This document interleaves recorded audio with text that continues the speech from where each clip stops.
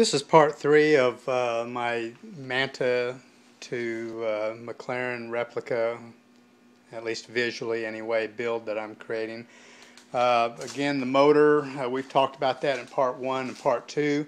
You'll notice the stacks look a little different. I ordered from Alki Diggers some new covers that look a little bit more like the old Crowler injection system. They're a little bit larger tubes. I think they're 2.5 inch now, and they seem to work pretty well. And then I've got these little booties that go over the top for garage work here. But I do have some CanAm filters that will do a much better job of filtering, a proper job of filtering.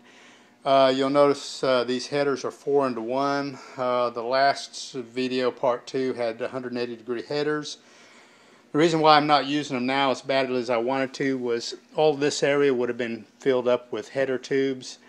I had to find a way to put the clutch master cylinder on there. I wasn't too crazy about putting the pole type, which would have been still very close to the header system, so I was afraid about boiling hydraulic fluid if it had any water in it and some other issues. They were just too close to the headers. These headers get pretty hot.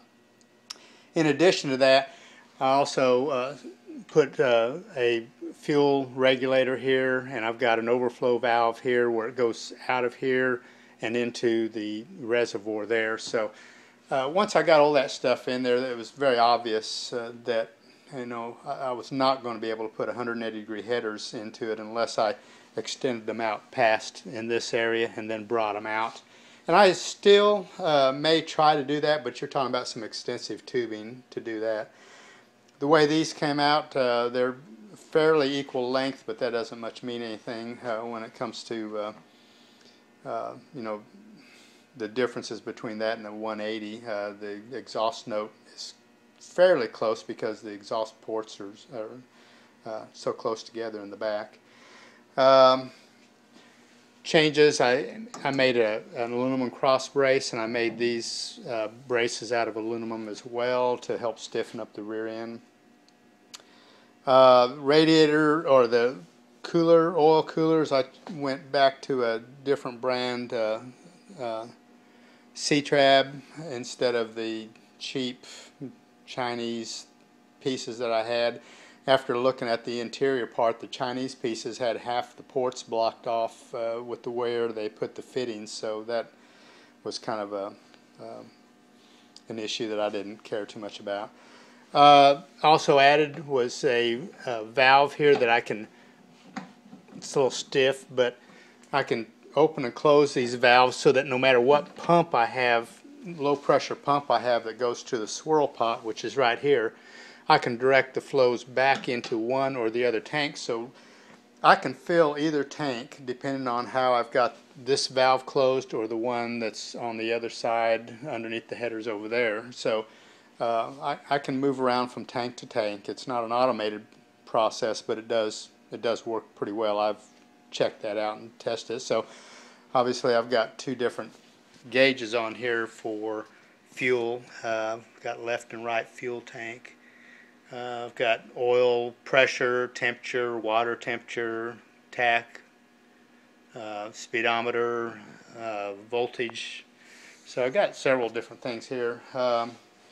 Started to put the seat belts in at least one side because I'm going to put the seat tub in it. Again, the mess of wiring underneath here for the EFI. When I had the carburetor on here, which I tested it didn't have all that wires. Obviously it was a much simpler wiring setup. Looking underneath the left side pod, it's a maze of wires as well. This is where the EFI sits. It's a Hallett HP EFI. Once I got it squared and figured out, it really ended up being a pretty good system. I like it. I'd recommend it. It's fairly cheap. Fuse block that's on the side of the aluminum pads, so that's where everything resides inside that. So what I thought I was going to have some extra storage space in there no longer is extra storage space. Let's see, coming up to the front, if you remember on the part 2 I had a radiator here, but that was it. I've got a shroud that I made, and then I installed two 12-inch fans. I also triangulated the sides a little better so that I could jack the car up, and I have done it repeatedly, just using either the very front nose corner there or this portion, and it lifts the car up without any problems. It actually works out pretty good. The plumbing, all of the tubing going to the radiator. When I coated the headers from Jet Hot, I also coated those because I wanted maximum corrosion resistance plus thermal barrier. As you can see, this tube is going to carry hot water to and from the radiator, and you'll notice that I've also got some I don't know what you'd call them, little covers or spacers that hoop around that tube that have about a ½ inch gap between it. Those help guide the seat tub that go down over it, and also ensure that there's some gap between the fiberglass tub and the tubing, so it does provide an air insulator to some degree, plus the coating on the tubing is known for their thermal properties, so it actually has worked out pretty good. It gets a little bit warm, and when I say warm, I'm talking about maybe at the most 90 to 100 degrees temperature on it, maybe not even that hot, so it works out real well, and that's without any insulation at all on it. I did put the battery in the front that I had talked about to get more weight on the front end. It's an Optima, very good battery.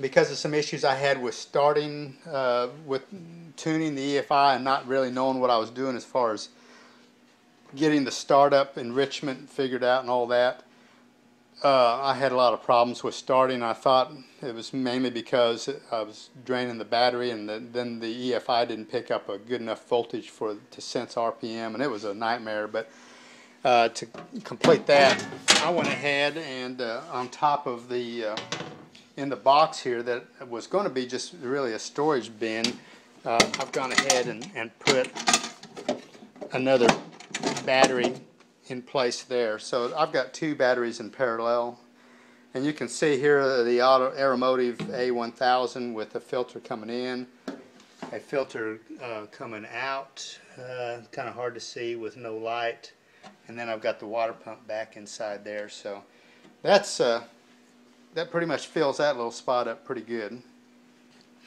Put this back right there, and I'll have to do some kind of venting for that. And then this goes right back on top of it. So, latches, I've put some latches on this to hold everything in place. These are the latches, Bear Claw, one on each side for the rear. I'm going to have on each side for the front clip, and you can see where they go on either side of the windshield centerpiece, which that's removable. Remove about 4, 5, 6 bolts, and that whole piece there will come off and expose all the instrumentation behind the dash, and I can show that in another video. This whole thing just really assembles fairly quickly. The doors come off in about 5 minutes each, maybe less than that. Big changes in the bodywork were the creation of the rear deck, and I'll show pictures of that probably in another portion of the video. Because I had a dry sump and I was having to vent that, I went ahead and put a catch can in the back. So that kind of took care of any issues I had with at least venting the dry sump tank, which was, there's a lot of air that goes into that from the dry sump system. So that works pretty good. I did change the cap here because I didn't like the idea of having a chain on there. I could have just removed it, but I wanted a good solid seal for the oil. That's pretty important. Another look at the overflow tank, the fuel regulator, and then that runs up, the outlet for that runs up through here, goes to the other side and back into the swirl pot. So you've got 4 different hoses going into the swirl pot. Seat belts, I've got I used some old truck spring brackets. They hold the leaf springs on these big, huge big rig trucks. So I welded these onto the crossbar. The shoulder harnesses will go over each one of those. A little bit heavy. I've got a lot of overbuilding into this, but on the safety aspects, there was just no cutting corners.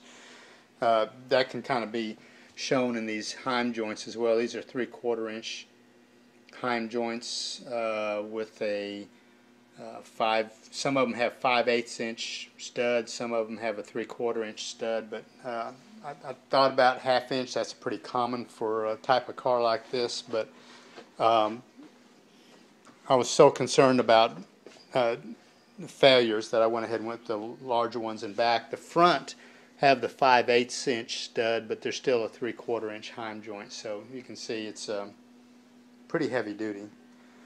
That's about it. I'll cover the body work here in probably in a 4th video.